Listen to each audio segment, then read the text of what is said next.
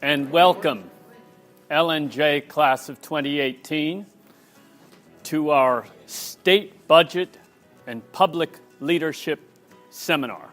And we start each year looking at the state budget. So why the state budget? In a democracy, the elected legislature and executive branches, beholden to the people, meet in assembly and determine the priorities for this group of people. And those priorities are captured in what you spend money on. We can have highfalutin rhetoric, right? We can make fancy state-of-the-state addresses, right? But where a democratic people spends its money ultimately is the expression of its values in action. Who says that a year is the proper accounting period over which we should do budgeting? There are a number of other states, I think about 20 or 21, that do 2-year budgeting. And I'm not even convinced that that's the right length of time. Or many of the kinds of things that we spend money on, and perhaps many of the ways that we raise revenues, may lend themselves to a longer budget cycle. So we at least need to think about that a bit. The new governor faces some immense challenges. One, the budget and pensions.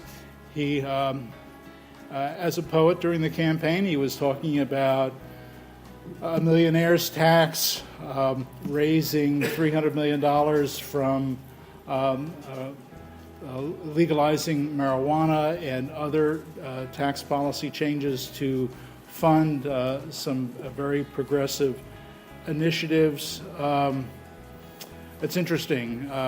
We now find ourselves as Democrats in the legislature in a position to really have an impact on policy now that we have a governor who's likely to sign much of what we pass as opposed to veto it. So where are we in our state of the state? I would suggest that we're at a really dynamic point in New Jersey's history as we sit here today, right now in February 2018. And I say that for a couple of reasons. New Jersey is an asset-rich state. We are so fortunate to have tremendous assets here in the state of New Jersey. And what do I mean by that? We have a highly educated workforce. We have location. We have tremendous infrastructure. And the problem, though, is we don't mine those assets, nor have we, to your point, of over decades. In fact, we take those assets for granted, and as a result, those assets have started to erode, and they've eroded in a way that's left us in a very challenged situation right now. What I'm really fascinated about is today, as we sit here, this is the strongest our state economy has been in probably decades. The strongest from a pure economic, okay? Unemployment's at probably an all-time low right now. However, balance that against, we have almost 50,000 vacant jobs in the state of New Jersey for technical, skilled, trained people that we cannot fill. So on a year-to-year basis, we can change where the money goes, regardless of what the law says, as long as it's for that 1 year only. So the kind of the pusher trot I always use is on all of your cable bills, there's a small tax that's supposed to provide low-income seniors with basic cable. It has actually never gone for that program since it was passed. It has always been diverted to the general fund to close the budget. On the corporate tax issue, the largest piece of revenue in the state of New Jersey is personal income tax, followed by sales tax, then corporate income tax. And the reason that it is small is because business is shrinking. There's no question about it. We used to be a lot higher. That's what we have to reverse, and it can be reversed. So every dollar we reverse it means more revenue in the state budget. That's why we have to have growth. That's why we have to have affordability and more competitiveness. So it's not a matter of the corporations not paying their fair share. I mean, they have the ability to shield income, but it's a matter of allowing for growth to make that category generate a greater percentage of the state revenue. So it wasn't until 2005 that property taxes became the #1 issue in New Jersey. And that was in part because we had two gubernatorial candidates, John Corzine and Doug Forrester, who ran on a platform of property taxes. First, Doug Forrester said he would lower property taxes 30% in 3 years. John Corzine countered by saying he would do it 40% in 4 years. John Corzine got elected. Property taxes weren't lowered.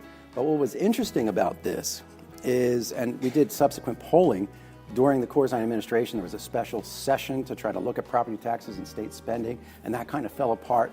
Special session of the legislature, I mean.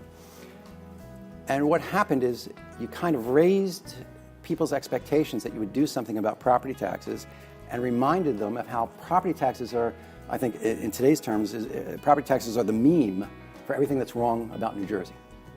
It's not necessarily everything that's wrong about New Jersey, but that's the easiest thing that we can grasp onto. You have to know not what you're doing, but why you're doing it. And that comes from vision.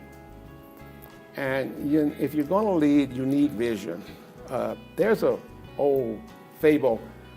I heard it in reference to Booker T. Washington. I've heard it from other cultures, from other people of influence. I don't know where it came from originally, but I heard the story about Booker T. Washington was down in Tuskegee, Alabama, and he ran across two guys that were working on a new church that was going up, and they were laying bricks. And he went up to the first guy and he said, "What are you doing?" And he said, I'm laying bricks. And Washington frowned at him and shook his head and walked to the next guy and he said, "What are you doing?" And he said, "I'm building a church." Well, there's a big difference from laying bricks and building a church. Most of the leadership culture we have now, certainly in government, are people who are laying bricks, and they are not building churches because there's no vision there.